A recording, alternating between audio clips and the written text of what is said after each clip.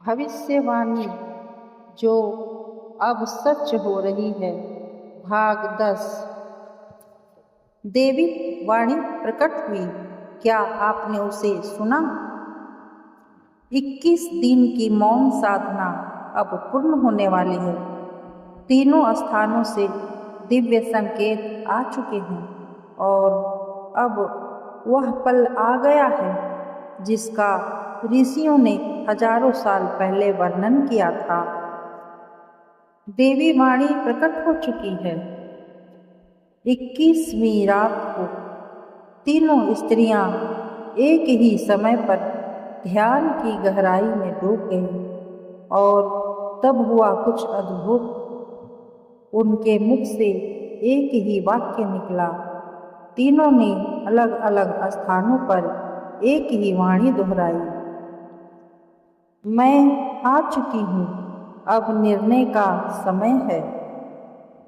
आकाश में एक कंपन गूंजा। पशु पक्षी भयभीत हो गए और साध्वी की समाधि टूट गई।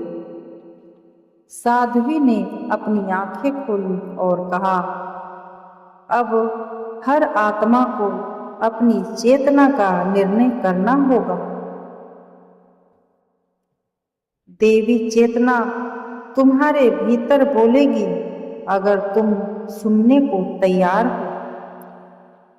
मैं आ चुकी हूँ, यह संकेत है कि अब शक्ति सिर्फ मंदिरों में नहीं, हर स्त्री के भीतर जागेगी। अब निर्णय का समय है। यह चेतावनी है कि हर आत्मा को अब चुनाव करना होगा, प्रकाश या अंधकार।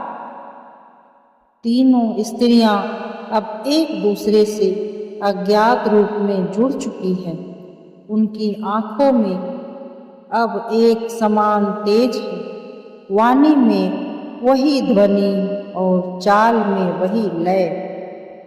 साध्वी ने कहा, अब पंच शक्ति पूरी हो चुकी है और देवी चेतना अगले चरण में प्रवेश करेगी।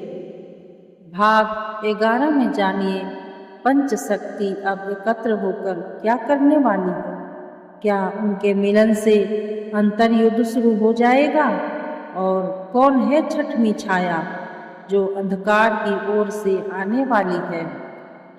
वीडियो को अभी पूरा देखें और कमेंट में लिखें, क्या आपने कभी अपनी अंतरात्मा में कोई अद्भुत आवाज़ सुनी है? शायद वही देवी वाणी थी।